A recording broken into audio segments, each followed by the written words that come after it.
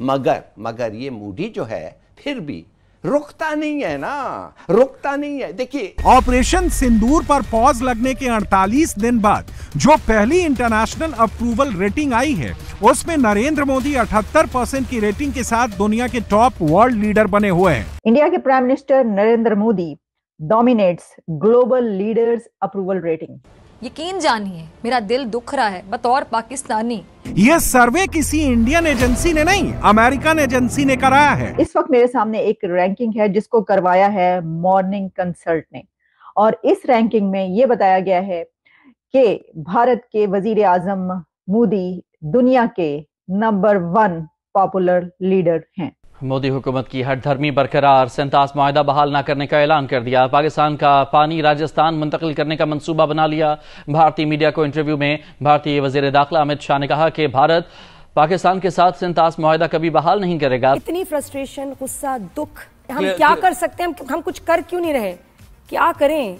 वहां पे उन्होंने सीधा सीधा कह दिया कि इस वक्त भारत जो है वो दुनिया की चौथी बड़ी इकोनॉमी है, और वो ये कह रहे हैं कि हमने जापान को पीछे छोड़ दिया। मोदी जी ने वर्ल्ड अक्रॉस एक ऐसा स्टैंडर्ड सेट कर दिया, एक ऐसा पैरामीटर सेट कर दिया जो बाकी पॉलिटिकल लीडर्स के लिए। कुछ नाम तो ऐसे हैं कि जो हैरान परेशान रह गए होंगे देख करके हमारी अप्रूवल रेटिंग ये है। मोदी ने सिर्फ अमेरिकी राष्ट्रपति डोनाल्ड ट्रंप को पीछे नहीं छोड़ा है, कई वर्ल्ड लीडर भी मोदी से बहुत पीछे छूट चुके हैं। भारत के वजीर आजम मोदी साहब ने टॉप किया है।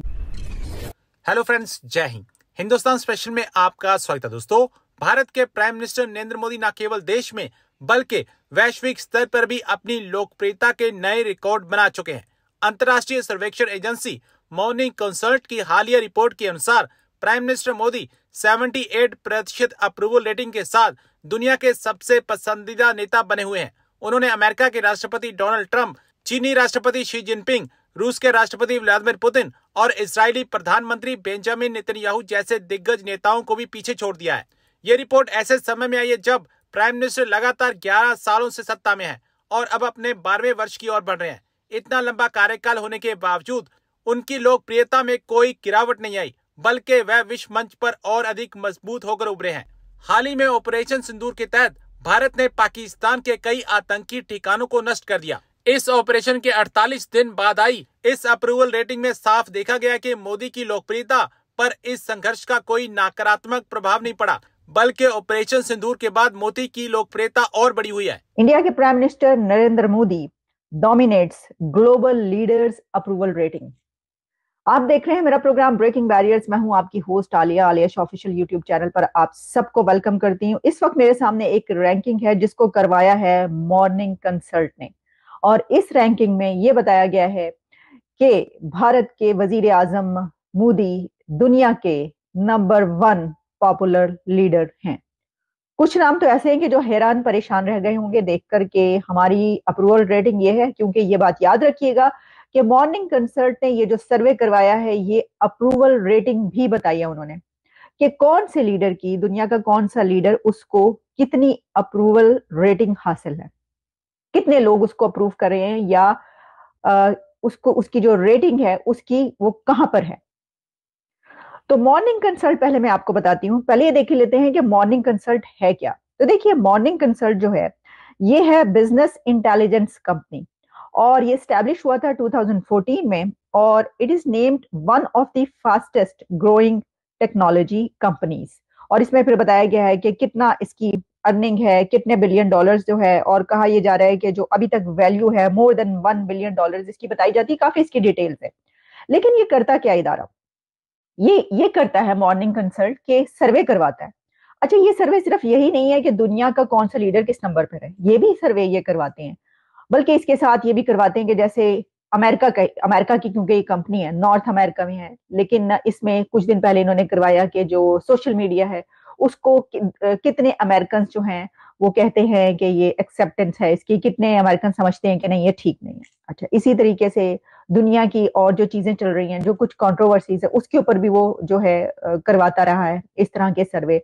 और जो मॉर्निंग कंसल्ट है इसकी तमाम जो सर्वे या रैंकिंग्स आती हैं वो अपडेट होती रहती हैं, और समटाइम्स ये वीकली अपडेट भी होती हैं। तो ये जो हम आपको रैंकिंग बता रहे हैं कि जिसमें भारत के वजीर आजम मोदी साहब ने टॉप किया है दुनिया भर में, और टॉप ऑफ देयर लिस्ट हैं वो इस रैंकिंग में। मोदी जी ने वर्ल्ड अक्रॉस एक ऐसा स्टैंडर्ड सेट कर दिया, एक ऐसा पैरामीटर सेट कर दिया जो बाकी पॉलिटिकल लीडर्स के लिए, मैं भारत के अंदर की बात नहीं कर रही हूँ, भारत के अंदर की पॉलिटिक्स ऑलमोस्ट अब वन साइडेड हो चुकी है, एक बेंचमार्क कर दिया है इन्होंने across the world.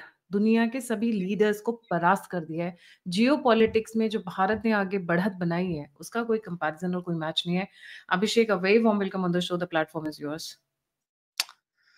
There is no doubt, और इसकी शुरुआत लक्षद्वीप वाले मोमेंट से होती है, जब दुनिया को ये पहली बार पता चला कि एक आदमी लक्षद्वीप में फोटो शूट करा के चेयर पर बैठ करके किसी देश की इकोनॉमी पर डायरेक्ट अटैक कर सकता है बिना कुछ कहे, बिना कुछ बोले।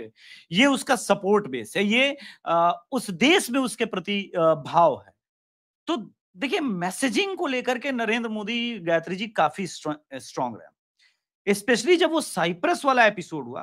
तुर्की ने पूरा ऑपरेशन सिंदूर के दौरान खुल करके पाकिस्तान का साथ दिया और कश्मीर इशू पर भी लगातार देता रहा, ऐसा नहीं है, लेकिन उसे कभी ये उम्मीद नहीं थी कि वो नेटो का साथी है और कोई दुनिया का कोई एक ऐसा शख्स उसके ठीक जो उसने इनलीगली ऑक्यूपाई किया है साइप्रस का वो एक बड़ा हिस्सा, छोटा ही है लेकिन हिस्सा है, उसको फिंगर दिखा करके उस पोजीशन पर जाकर के साइप्रस के राष्ट्राध्यक्ष के साथ वो ऐसे करेगा और दुनिया को मैसेज देगा और साफ साफ कहेगा कि यूएन को स्टैंड लेना चाहिए, यूएन यहां पर चूक रही है। और किसको किसको मैसेज था? दूसरी बात, क्या ग्लोबल लीडर्स में जो इस वक्त मोदी जी के आमने सामने हैं उनमें वो ट्रस्ट है? कैसे ट्रस्ट रहेगा? जिस इजराइल ने अमेरिका को खाद दिया, बीज दिया, पानी दिया, सींचा और पौधा लगाया, यूएस को आगे बढ़ाने में इजराइल का इतना बड़ा हाथ है, उसी देश का यूएस का राष्ट्राध्यक्ष एक अटैक जरूर करता है ईरान के ऊपर, लेकिन उसके बाद सीज फायर करा देता है नोबेल प्राइज के लिए, और इजराइल को बोलता है अब तुम बंद करो, जबकि इजराइल छोटा देश है। 100 मिसाइल अगर ईरान में गिरेगी उतना इंपैक्ट नहीं होगा, लेकिन ईरान की 10 मिसाइल, ठीक है, उनका वो उतनी प्रिसाइज नहीं है, लेकिन जिधर भी गिरेगी तबाही बर्बादी के मंजर अधिक होंगे। जिस मोड़ पर ये सीज फायर की बातें की जा रही है वो मोड़ गलत। तो ट्रंप की जो क्रेडिबिलिटी है भारत और पाकिस्तान के भी संदर्भ में, देखिए, नोबेल प्राइज का चक्कर बुरा होता है, ये बात आप मानिए। मैं पहले भी भारत के भी संदर्भ में कहता था 303 वाली पार्टी 240 पर आ गई, नोबेल प्राइज का चक्कर होता बुरा है, या मानिए ना मानिए, तो वो नोबेल प्राइज के चक्कर में पड़ गए। लेफ्ट इकोसिस्टम का एक बहुत रटा रटाया फॉर्मूला है,